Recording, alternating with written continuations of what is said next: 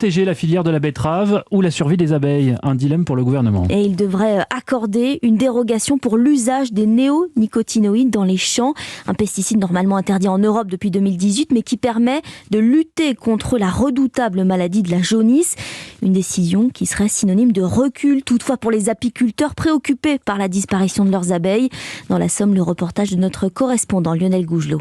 L'invasion du puceron vert et l'interdiction de planter des semences de betterave traitées aux néonicotinoïdes avaient fait perdre aux producteurs entre 20 et 30% de rendement en 2020. Alors cette nouvelle dérogation pour l'utilisation de cet insecticide est un vrai soulagement pour Dominique Fievé, président des betteraviers de la Somme. Tout à fait, c'est une question de survie. Si on n'avait pas eu cette dérogation, bon nombre de producteurs auraient cessé la production et puis nos sucreries, pour certaines, auraient sûrement fermé. Une filière sucrière qui représente 45 000 emplois et pour laquelle on sacrifie les abeilles, estime Bernard Lamidel, président du syndicat des apiculteurs. Les abeilles, tous les pollinisateurs sont sacrifiés. Tous les auxiliaires des cultures qui pollinisent les cultures sont sacrifiés. Donc ça sera poursuivi, bien sûr, pendant les 3 ans. Et rien ne nous garantit que dans 4, 5 ou 6 ans, on ne nous refera pas le même tour. C'est ça le problème. Pourtant, un vaste plan de recherche est en œuvre pour cultiver la betterave sans ces insecticides tueurs d'abeilles. C'est aussi notre intérêt, assure Dominique Fievé. Nous, ce qu'on souhaite, c'est naturellement trouver des solutions alternatives aux néonicotinoïdes, mais il nous faut du temps.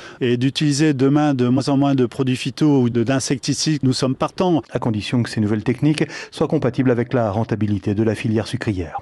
Amiens, Lionel Gougelot, Europe 1.